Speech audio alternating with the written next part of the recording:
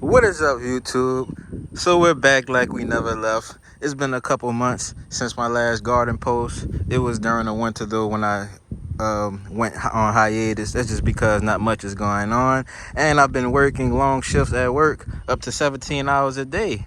I have a break today, and I'm gonna try to find more time off for the gardening adventures, so I can share my experiences with you guys of everything that I learned, of everything that I've witnessed in my garden here in Zone 9B and my farm in Zone 9A. We're gonna try to have a very, very productive year this year, especially when it comes to watermelons. So we're gonna put an extra effort in this year for a large harvest. But let's just see what we got going on right now. So as you can see here, I just totally suck at hardening things off. So I have a couple of white jade pineapple plants.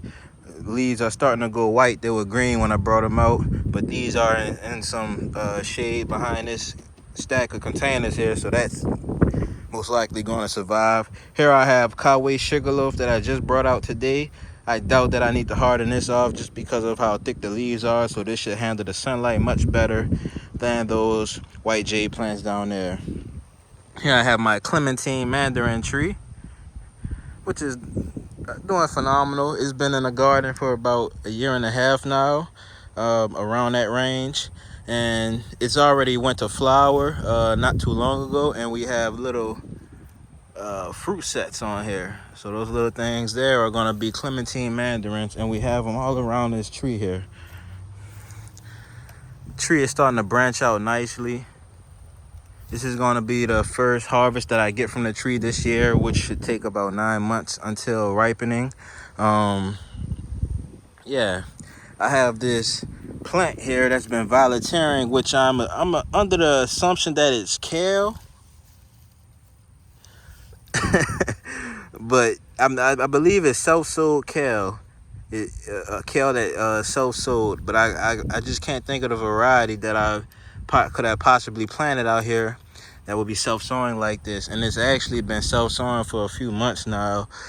Here's another one that's self-sowed, and it's already gone to flower. So I've witnessed it go to flower on another side of my garden over here. And you can see bees are actually pollinating, which is a good thing. Little honeybees. Oh, they're all around here. I didn't even notice that. Okay, so let's get a closer look at this one here. Oh, that's a wasp. So we're gonna have a further look at it.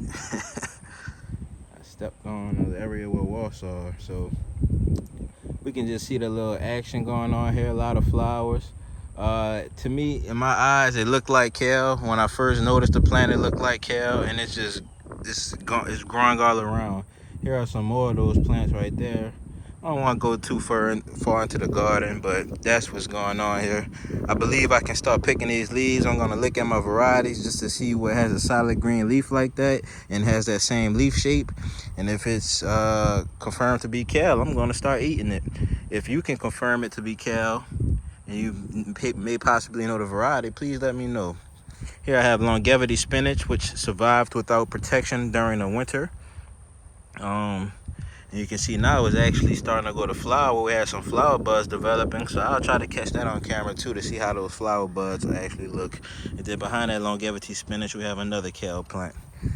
So I'm gonna let that kale, I'm gonna let it be a staple of this specific garden. I'm just gonna let it self-sow itself.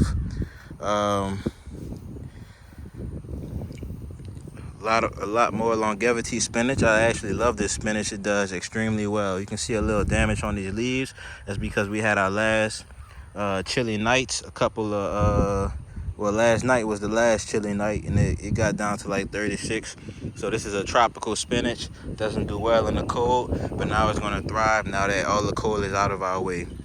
Behind these beautiful blackberry leaves, these blackberry vines, we can see more longevity spinach absolutely taking over, absolutely thriving. And those are planted in those grow bags. Some pineapple plants that I got from my cousin about 2 weeks ago. These produce a yellow pineapple. I'm going to start force flowering these really soon. Fragaria virginiana, this strawberry here, it didn't, for some reason, the ones that were growing on the ground didn't really thrive, except for this one here. I have a couple more under that pile of longevity spinach leaves. If I dig in there, there's a couple plants that I transplanted into there. So I just have to keep up with this variety just to make sure that I'm maintaining some plants here and there, and I'll try to start getting it in shade. I'll start taking those runners and rooting them, because that's the sweetest strawberry I've ever tasted in my life. Had an extremely high Brix sugar measurement. Here we have an Olympian fig tree. Hasn't started producing fruits yet. Hoping that it does really soon. More longevity spinach, and it looks like the what is this, Korean gold sweet potato that I didn't harvest last season. It's producing leaves. Got some cold damage there, but those leaves turn purple when they're growing.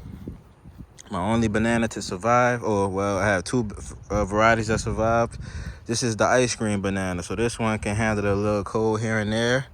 Definitely more tolerant than the dwarf Cavendish. I also had Pisang Ceylon and Lacatan, which didn't do well.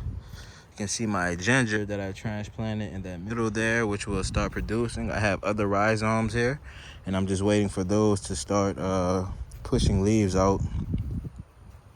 Over here is a couple of pineapples that came from some pineapples that I got from the store.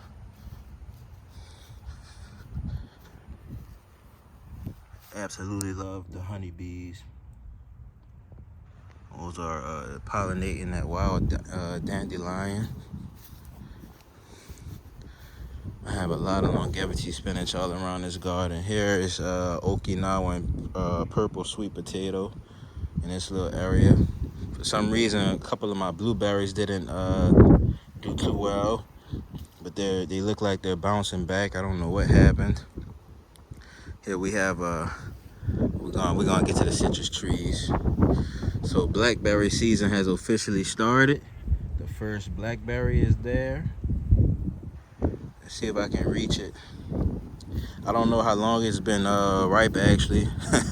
So that it's possible that some fruit flies may have gotten to it or whatever. But got some webs on there, so I'm not gonna bite into that. But blackberry season has definitely officially started, and I do see little bugs on there, so I'm gonna let this one go. Feed that to the I forgot what satsuma it is. Owari satsuma. We're gonna feed that to the Owari satsuma, which has also started blooming. And I must tell you, these blooms are absolutely aromatic. Okay, there's some ducks flying over my head. So when ducks start, once they come back into my area, once they migrate back into my area, that means spring has officially started. You can see unopened blooms here. Some of them already set fruit. They have those little fruits developing. Let's see. So I have a couple citrus trees in here. Here's my Meiwa kumquat, which I actually transplanted. It's hard to see from right here, but that's a Meiwa kumquat tree. It's gonna get real bushy this year, I promise. And then we'll go into a little more depth into it once it starts putting out a lot more growth. So we have Owari satsuma, Meiwa kumquat. Right here is Page Mandarin. This one is absolutely prolific with flower blooms. So I'm expecting a large crop of, a decent sized crop, or larger than what I've seen in previous years. It's only been in my garden for about the same amount of time as the clementine, but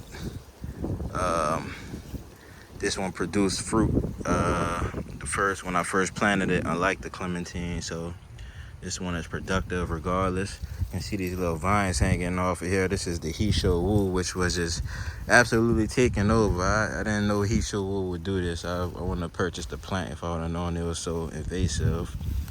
You can see this little citrus fruit here. Looks like a little skeleton fruit, so it started drying out. Very aromatic nonetheless. This is the Page Mandarin. It started separating from the skin. I don't know if it already is separated, but when it's ripe, but it's definitely overripe at this point. I wouldn't eat it. Not much juice in there at all. So we're gonna feed that back to the page mandarin. And then right here we have in front of these rabbit-eye blueberries, you can see some blueberries developing. Rabbit-eye blueberry, that's the name of that variety. In front of that you can see that was a frog. Did y'all see it leap? I love that my garden is home to so many creatures. That means I have a nice ecosystem going and thriving in here. Here we have the LA Sweet Hamlin. I believe this is a navel orange. Try to harvest it without breaking that branch there. Had some green at the top, but when I was in Thailand, I noticed that a lot of the oranges had green in them too. I don't know if it has to do with how much sunlight it's getting or shade or whatever, but this is ripe. It's as ripe as it's gonna get, and it smells very aromatic right here. We're gonna do a taste test on it. I may do it in this video, I may do it in a separate video. Probably best to do it in a separate video. All right, but this is the LA Sweet Hamlin tree. I'm 5'6". This is about 4 feet tall, 4.5 feet tall, something like that. But it's starting to bush out quite well, and this is also putting out some fruits. It already bloomed. I don't see what the fruit sets are. These trees are still establishing though.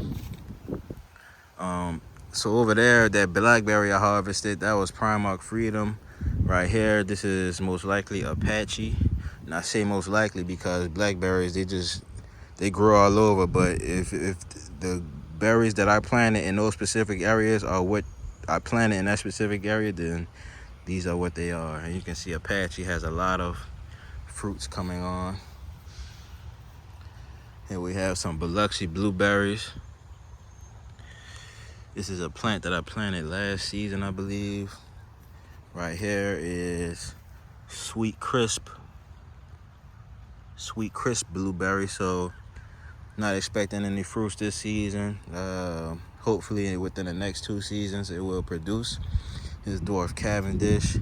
I was hoping for some bananas this year, but the plants were actually taller than me, and then I covered them and they still died back. So I think I need to, where the plastic was in contact with the leaves, I think I need to have the plastic a little further out to where I'm making like a greenhouse type of situation, and maybe add some heating elements into the greenhouse and a mini greenhouse, and then I should be able to carry the previous season's plants into the next season, because these require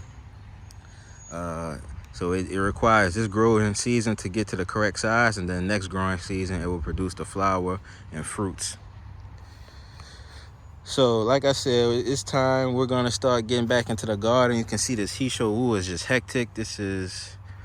I gotta work on that. I don't know what's hiding under those vines, and the Hisho Wu, it's hard keeping up with it, if I'm gonna be honest with you. I honestly don't know what I should do at this point. It's already taken over. I pull the vines back, and it's just working as a good ground cover, I tell you that. But other than that, it's growing all on my trees and everything. I do everything I can to cut it back, but it's just gonna keep coming back. So I'm trying to figure out ways that I can plant on top of the Hisho Wu without the Hisho Wu growing into the grow bags. So what I used to do was I was cutting the bottoms open on the grow bag so my plants can root downward. Now I'm just gonna leave the bottoms on the grow bags and sit them on top of the Hisho Wu. I'm gonna try to drown out the Hisho Wu incrementally like that as I plant more and more grow bags in here. So that's what we got going on for right now. There's a lot of blueberry plants in there. I just don't feel like walking through this whole situation and showing all of them. But there's a lot of blueberry plants in there. A few of them have fruit sets this year, of course. My Sunshine Blue unfortunately died out. That normally had a pound or more blueberries on it a year. And I mean, That was my most productive variety. I really don't know what happened with that sunshine blue. I'm thinking that Hisho had something to do with it. So I'm trying to figure out how to get that Hisho out of there. I mean, I can't eat the leaves. The roots are said to be medicinal, but I mean, it's not like I'm going to use the roots anytime soon. So that's that, y'all. I got a lot of sweet potatoes in the garden. They're already in there. I didn't harvest them last season. A lot of pineapples. I'm going to start forced flowering. A lot of longevity spinach. This is absolutely productive. And like I said, I'm going to do this one in a separate video, a taste test. I'm going to do a pH test. I have a pH meter. It's to see the type of pH, it has. All I don't have is an acidity meter. So we're gonna test the qualities of the juice of this fruit. We're gonna test the sugar levels, which is the Brix level or soluble solids. The higher that Brix, the more sugar is in there and the more soluble nutrients are in there, etc. So now I also got these peach trees from someone who visited me. This is called LA Festival Peach. So she brought me 4 of those. So I'm gonna get those planted too. All right. So we got going on. See y'all in the next one. Sorry about the hiatus, but we're about to turn things up.